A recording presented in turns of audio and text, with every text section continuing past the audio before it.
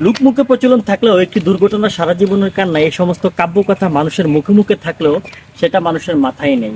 তার বাস্তব প্রমাণ আজকে দেখতে পাচ্ছেন আপনারা। এটা একটা প্রাইভেট কার গতকালকে রাত্রে সিলেট তামাবিল মহাসড়কে অ্যাক্সিডেন্ট করেছে। একটু সামনের দিকে আসেন ভাই, একটু দেখাই।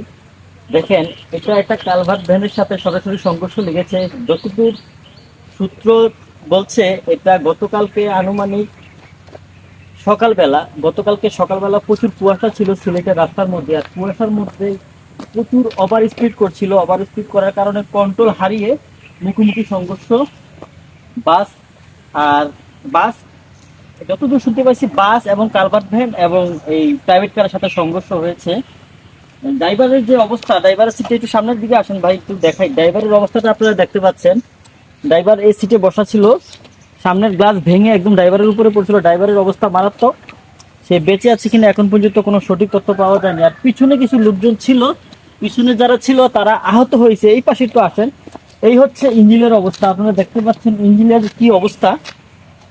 ইঞ্জিনের অবস্থা একটু সামনের দিকে আসেন, একটু দেখাই। এই হচ্ছে টায়ারের অবস্থা, গাড়ির চাকার অবস্থা দেখেন, একদম ভেঙে গেছে। ইঞ্জিনের অবস্থা খুবই খারাপ। আর একটু সামনের দিকে আসেন।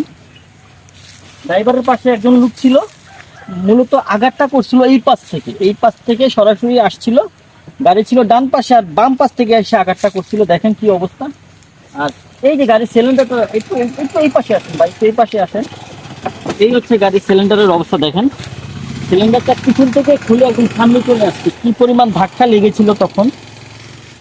আর একটা কালভার ভ্যান বা মিনি যে বাসগুলা, এই সমস্ত বড় গাড়ির তুলনায় এই গাড়িটা আসলে খুবই হালকা। এত বড় ধাক্কা সামাল দেওয়ার মতো সামর্থ্য এই গাড়িটার ছিল না কোনো অবস্থায়।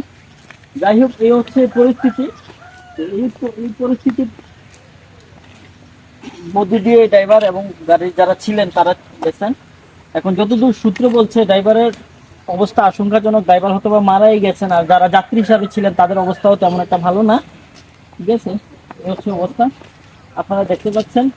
এখন সিলেট সহ সারা বাংলাদেশে প্রচুর পরিমাণে শীত বাসা বেঁধেছে, সেই সাথে আসে কুয়াশা। অতিরিক্ত কুয়াশার কারণে রাস্তাঘাটে তেমন কিছুটা দেখা যায় না। আমি প্রত্যেকের কাছে অনুরোধ করবো, প্রত্যেকে যেন একটু সাবধানে সচেতনতার সাথে রাস্তাঘাটে গাড়ি চালায়। সবসময় একটা কথা মনে রাখতে হবে, একটি দুর্ঘটনা সারা জীবনের কান্না।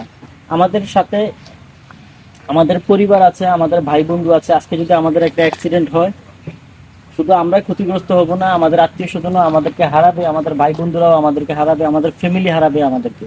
তাই প্রত্যেকের কাছে অনুরোধ, আমরা রাস্তাঘাটে যখনই যে বা যারা ড্রাইভিং করি না কেন, একটু সচেতনতার সাথে একটু সাবধানের জন্য গাড়ি চালাই। আজকের মতো এইটুকুই। সবাই ভালো থাকবেন। আল্লাহ হাফেজ।